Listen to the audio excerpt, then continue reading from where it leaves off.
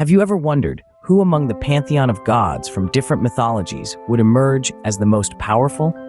Well, today we delve into the fascinating world of mythology to explore that very question. In the vast tapestry of mythologies, gods often possess a wide array of powers. Some control the elements, others manipulate minds, and a few even hold dominion over life and death itself. However, comparing these divine beings isn't as simple as it may seem. After all, how does one measure a god's strength? Is it by their physical prowess, or perhaps the breadth of their influence? In the realm of Greek mythology, Zeus, the king of gods, wields the power of lightning and can control the weather. He also has the ability to shapeshift, a handy trick for a deity known for his numerous escapades. But does his versatility make him the strongest? In stark contrast, let's consider Ra from Egyptian mythology. This sun god not only controls the most important celestial body, but also represents creation itself. Every morning, Ra is reborn and sets out on his journey across the sky, symbolizing the cycle of life, death, and rebirth. As we delve deeper, we encounter Poseidon, the god of the sea, earthquakes, and horses in Greek mythology. His trident allows him to stir up tumultuous storms and cause devastating earthquakes at will. He is also credited with the creation of the first horse, extending his domain to the land. His power over these natural forces is immense, but does this make him stronger than his mythological counterparts? Could Poseidon's ability to control the sea, which covers more than 2/3 of our planet, and his dominion over earthquakes, one of the most destructive natural phenomena, make him one of the strongest gods? Before we cross over to Odin, let's take a moment to appreciate another figure from Norse mythology, Thor. Known as the god of thunder, Thor's physical strength is legendary, and his control over the formidable force of thunder is unparalleled. His weapon, the mighty hammer Mjolnir, is said to level mountains with its strikes. Yet, the question remains, does Thor's raw physical strength and his control over one of the most powerful natural forces make him stronger than his counterparts like Poseidon, Zeus, or Ra? Or does true strength lie elsewhere? Let's ponder upon this as we move on to the All-Father, Odin. Now we journey east, to the land of the rising sun, to meet Amaterasu, the goddess of the sun in Japanese mythology. Her name means shining in heaven, a testament to her brightness and her control over the sun.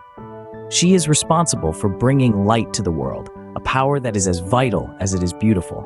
But does her brightness and control over the sun equate to the kind of strength showcased by Thor, Odin, Zeus, or Ra?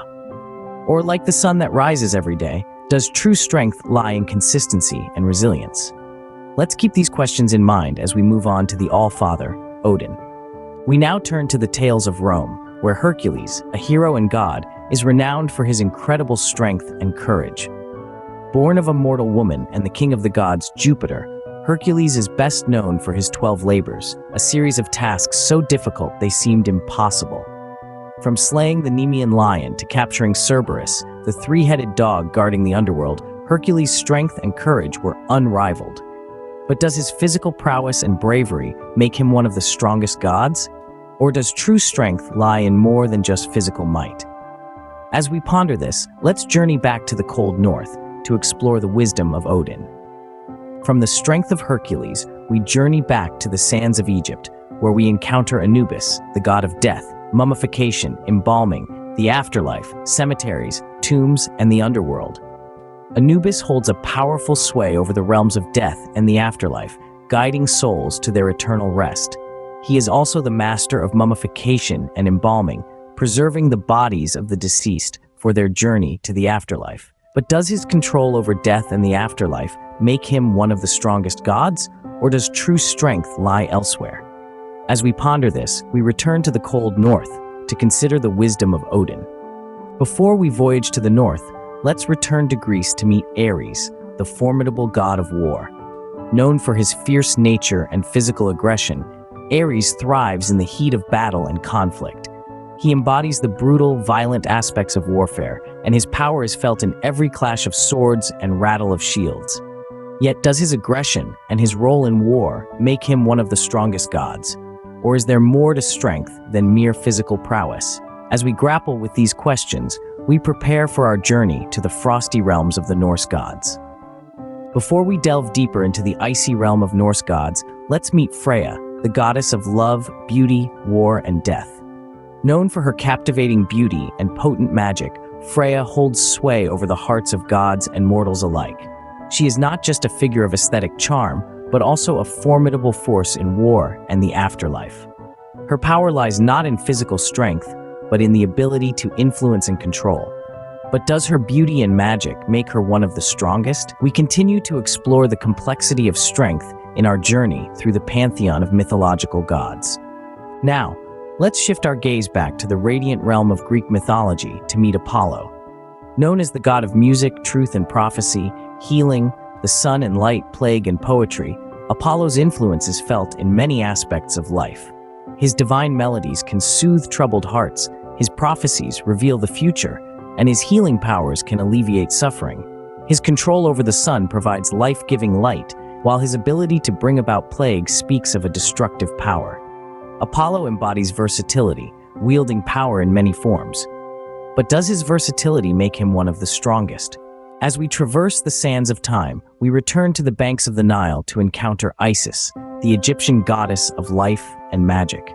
Her wisdom is vast, her magical skills unparalleled. Isis has the power to heal the sick and even bring the dead back to life. She is the protector of the pharaohs and a guiding light for women in society. Her magical prowess and wisdom have left indelible marks on the tapestry of Egyptian mythology. But does her wisdom and magic make her one of the strongest? From the banks of the Nile, we journey to the icy realms of Norse mythology to meet Loki, the trickster god. Known for his cunning and ability to shapeshift, Loki is a figure of intrigue and complexity. His clever schemes often create chaos among gods and men, and his transformative abilities allow him to escape even the most dire situations. But does his cunning and ability to shapeshift make him one of the strongest? Then there's Odin, the All-Father in Norse mythology. He sacrificed an eye for wisdom and is known to possess prophetic powers. He also commands the Valkyries, female warriors who guide the souls of fallen heroes to Valhalla. But does wisdom and foresight make him stronger than Zeus or Ra? And of course, we cannot forget Shiva from Hindu mythology, the destroyer and the transformer, who holds the power of destruction and creation in balance. His cosmic dance is said to destroy a weary universe and make way for a new one. But do these powers make them the strongest gods in their respective mythologies? That's subjective. Strength, after all, is not just about physical prowess or the ability to control elements. It's also about wisdom, foresight, influence, and the respect they command among their divine peers and mortal worshippers. In conclusion, each god, in their unique way, possesses strengths that make them formidable within their own mythological context. Zeus with his versatility, Ra with his cyclical control over life and death, Odin with his wisdom and foresight, and Shiva with his power of destruction and creation, all stand as pillars of strength in their respective mythologies.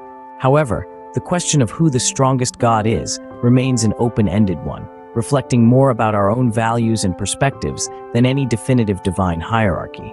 After all, the beauty of mythology lies not in the ranking of gods, but in the rich tapestry of stories and lessons they offer.